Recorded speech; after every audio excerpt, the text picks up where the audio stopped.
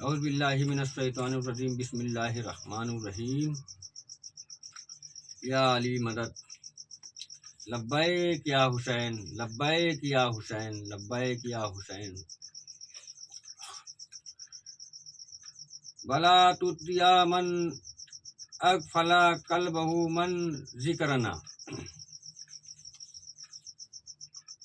اللہ سبحانہ تعالیٰ فرماتا ہے ایسے لوگوں کی بات نہ مانو جن کے دل اللہ کے ذکر سے غافل ہیں، جن کے دل میں اللہ کے نور کی روشنی نہیں ہے، وہ مومن نہیں ہے۔ اور اللہ پاک سبحانہ تعالیٰ فرماتے ہیں کہ جن کا دل قلب سے مالا مال ہو، روشن ہو، اس کے حکم کی تابع داری کرو۔ اور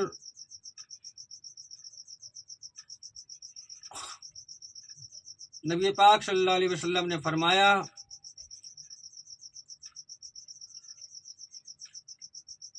میری اطرت اہل بیت، انہی طرز اہل بیت سے محبت کرو۔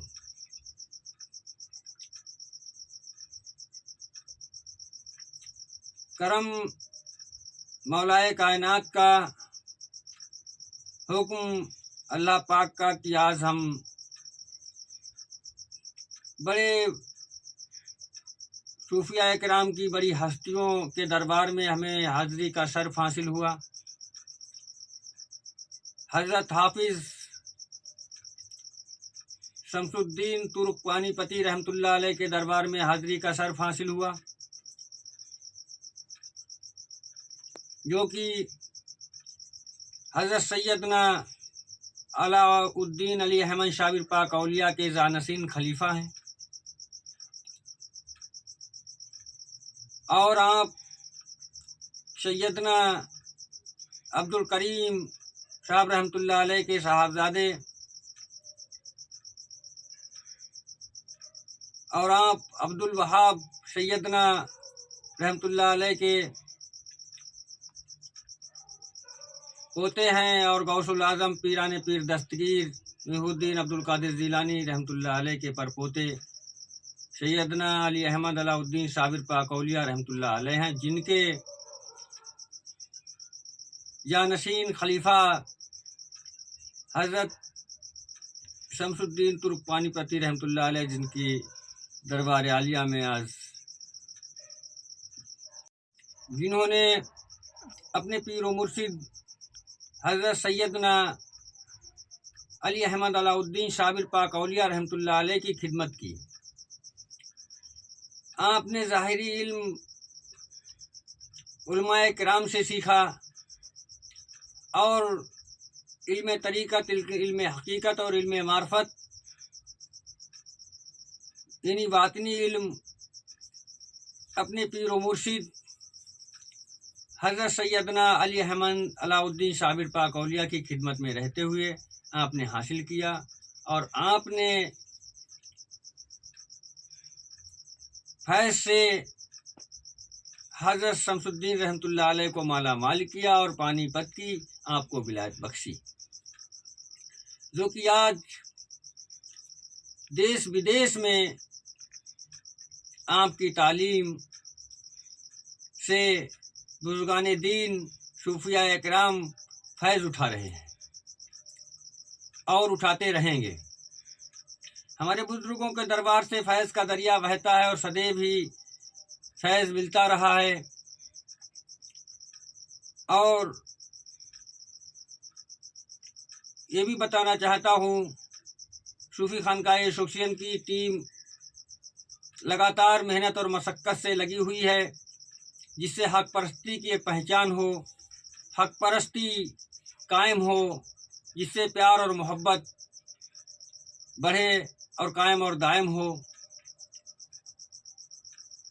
جب نبی پاک صلی اللہ علیہ وسلم نے فرمایا کہ میری اہل بیت سے محبت کرو، میرے اہل بیت کی محبت مومن پر واجب ہے، تو لہذا میں یہ کہنا چاہتے ہیں کہ آج 8 رمضان مبارک مکمل ہو گئے، ہر مومن مسلمان کو یہ سوچنا چاہیے کہ ہماری مساجدوں میں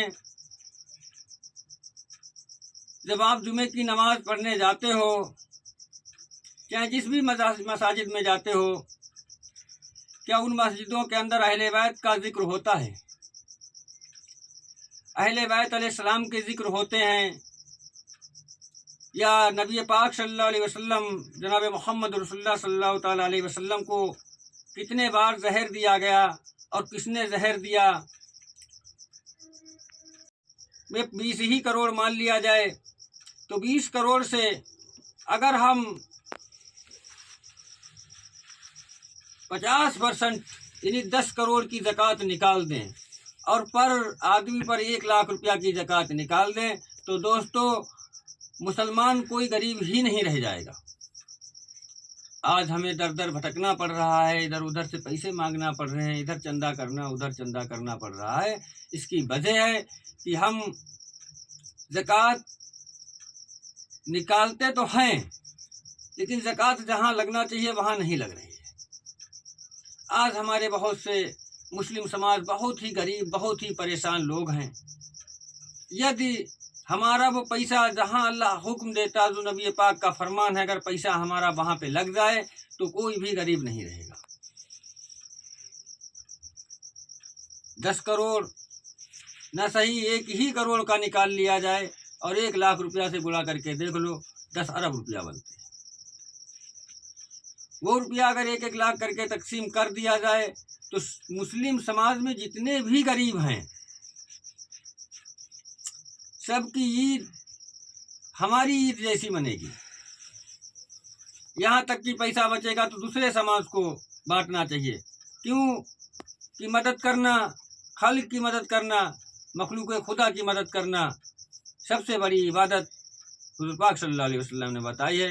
یہی زکوٰۃ کا مطلب ہے کہ ہم زکوٰۃ کو وہیں پر لگائیں جہاں پر اس کا حکم ہے۔ زکوٰۃ فطرہ صدقہ دینا، غریب یتیم خواتین بیواؤں کا حق ہے، وہاں تک پہنچانا ہماری ذمہ داری ہے۔ لیکن وہ پیسہ وہاں تک نہ پہنچتے ہوئے کہیں اور لگ جاتا ہے، اسی لیے وہ پریشان ہیں، غریب کے غریب ہی رہتے ہیں۔ اس کے ذمہ دار ہم خود ہیں۔ مسلمانوں سے، مسلم سماج سے ہماری اپیل ہے اور گزارش ہے کہ زکوٰۃ کا پیسہ، فطرہ کا پیسہ اور صدقہ جو جہاں پہ لگانے کا حکم اللہ پاک فرماتا ہے وہیں پر لگائیں، جس سے ہمارے غریب پریشان جو ہیں وہ اوپر بڑھیں اور تھوڑا مضبوط ہوں اور مضبوط ہو کر اپنی غریبی سے چھٹکارا پائیں۔ یہی زکوٰۃ نکالنے کا مقصد ہے۔ رمضان المبارک کا مہینہ ہے، سبھی کو نکالنا ہے۔ جہاں پر اس کے بندے ہم نے تیرے اوپر زکوٰۃ فرض کی تھی، واجب تھی، تجھ کو زکوٰۃ کا پیسہ کہاں تم نے لگایا؟ یدی تم نے اللہ کے بندوں کی مدد نہیں کی تو دینے والا بھی جرمدار اللہ پاک کے یہاں ہوگا اور جس نے لیا ہے وہ بھی اللہ پاک کے یہاں جرمدار ہوگا۔ لہذا ہماری گزارش ہے کہ غریب، یتیم اور خواتین جو بیوائیں ہیں، ماں بہنیں، انہی کی مدد کی جائے۔ اور رہ گئی زندگی روپیہ کمانے میں، الجھ کر رہ گئی زندگی روپیہ کمانے میں، محبت چھوڑ آیا میں کسی گزرے زمانے میں۔ قصیدے جو لکھے تھے وہ ہوئے گم نیند میں، نیند کی طرح گجب کا موڑ آیا ہے ابھی میرے فسانے میں۔ کہنے کا مطلب دوستو، ہم زندگی گزار دیتے ہیں پیسہ کمانے میں، چاہے جیسے بھی پیسہ آئے، پیسہ آنا چاہیے، چھوٹی سی زندگی ہے اور ہم لا الہ الا اللہ محمد رسول اللہ پر ایمان رکھنے والے ہیں۔ ہر مومن پہ فرض ہے کہ اللہ اور اللہ کے رسول کا حکم مانے اور اہل بیت سے محبت کریں، اہل بیت علیہ السلام سے محبت کریں، ان کی قربانیوں کو یاد کریں اور اپنے بزرگان دین سے شکھائیں لیں اور ان کے بتائے راستے پر عمل کریں۔ اسی میں کامیابی اور کامرانی ہے۔ صوفی خانقاہ ایسوسیشن اسی लिए रात दिन एक कर रहा है। अखिल भारतीय स्तर पर काम कर रहा है और राष्ट्रीय अध्यक्ष सूफी मोहम्मद कौसर हसन मजीदी एडवोकेट के नेतृत्व में संगठन पूरे भारत में लगातार मेहनत और मशक्क़त कर रहा है कि जिसके दिलों में हमारे बुजुर्गों की मोहब्बत होगी। सूफी समाज ने सदैव मोहब्बत का पैगाम दिया है, वो सभी से मोहब्बत करेगा और हमें हिंदू मुस्लिम कौमी एकता पर काम करना है और हमारी पूरी टीम, पूरा संगठन हिंदू मुस्लिम कौमी एकता पर काम कर रहा है, जिससे गंगा जमनी तहजीब कायम और दायम रहे। एक दूसरे से मोहब्बत करना ये नबी पाक का फरमान है, जिस मुल्क में रहो उसी मुल्क से मोहब्बत करो और जिस मुल्क में रहो उसी मुल्क से मोहब्बत करो, मुल्क वासियों से मोहब्बत करो, शासन और प्रशासन को फॉलो करो। दोस्तों, हमारी गुजारिश है कि सभी लोग एक दूसरे से मोहब्बत करें। करना मजहब नहीं सिखाता दूसरों से बैर करना। हिंदी है हम वतन है हिंदोस्ता हमारा, हिंदी है हम वतन है हिंदोस्ता हमारा। दरे नबी पर पड़ा रहूँगा, पड़े ही रहने से काम होगा। कभी तो किस्मत खुलेगी मेरी, कभी तो मेरा सलाम होगा। या नबी नबी या नबी नबी, हक हुसैन मौला हुसैन, हक हुसैन मौला हुसैन।